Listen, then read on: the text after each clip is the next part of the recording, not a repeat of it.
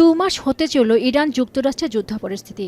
গুরুত্বপূর্ণ হরমুজ প্রণালী এখনো বন্ধ থাকায় বিশ্বজুড়ে জ্বালানি তেলের দাম বেড়েই যাচ্ছে। এমত অবস্থায় অচিরেই হরমুজ প্রণালী খুলে না দিলে বৈশ্বিক অর্থনৈতিক মন্দারও আশঙ্কা করছে বিশ্লেষকরা। অথচ অর্থনৈতিক এই ক্ষতির মধ্যেও নিজেদের অবস্থানে অনড় রয়েছে এই দুদেশ। এরই মধ্যে মার্কিন প্রেসিডেন্ট ডোনাল্ড ট্রাম্প বলেন, ইরানের সঙ্গে আবার যুদ্ধ শুরু করার প্রয়োজন হতে পারে। এ সময় ট্রাম্প আরও বলেন, ইরান একটি সমঝোতায় পৌঁছাতে আগ্রহী, তবে যুদ্ধ শেষ পর্যন্ত কবে থামবে সেই বিষয়ে নিশ্চিত করে বলতে পারেননি তিনি। অবশ্য এই সংকটের সমাধান হলেই বিশ্ববাজারে তেলের দাম কমে আসবে বলেও দাবি করেন তিনি।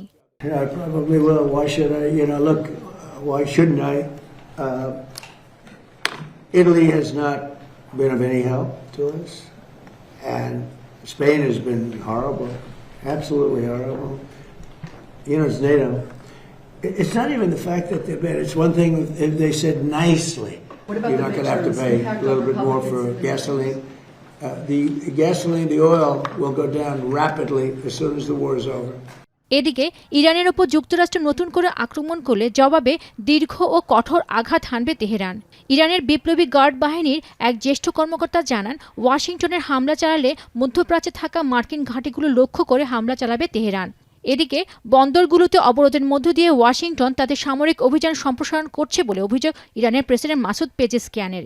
এই ধরনের অবরোধ কোনোভাবেই সহ্য করবে না বলে হুঁশিয়ারি জানিয়েছেন তিনি। উদ্ভূত এই পরিস্থিতিতে ইরান যুদ্ধে নিয়োজিত মার্কিন সেনাদের সরিয়ে নেওয়ার লক্ষ্যে ডেমোক্র্যাটদের আনা একটি প্রস্তাব নাকচ করেছে যুক্তরাষ্ট্রের সিনেট। বৃহস্পতিবার অনুষ্ঠিত এক ভোটাভুটিতে এই প্রস্তাবটি বাতিল হয়ে যায়। এটি এমন এক সময় হলো যার পরদিনই অর্থাৎ স্থানীয় সময় শুক্রবার প্রেসিডেন্ট ডোনাল্ড ট্রাম্পের ইরান যুদ্ধ চালিয়ে যাওয়ার ক্ষমতার উপর একটি আইনি বাধ্যবাধকতার সময়সীমা শেষ হতে যাচ্ছে। পেনকা সুলতানা, এখন বিশ্ব।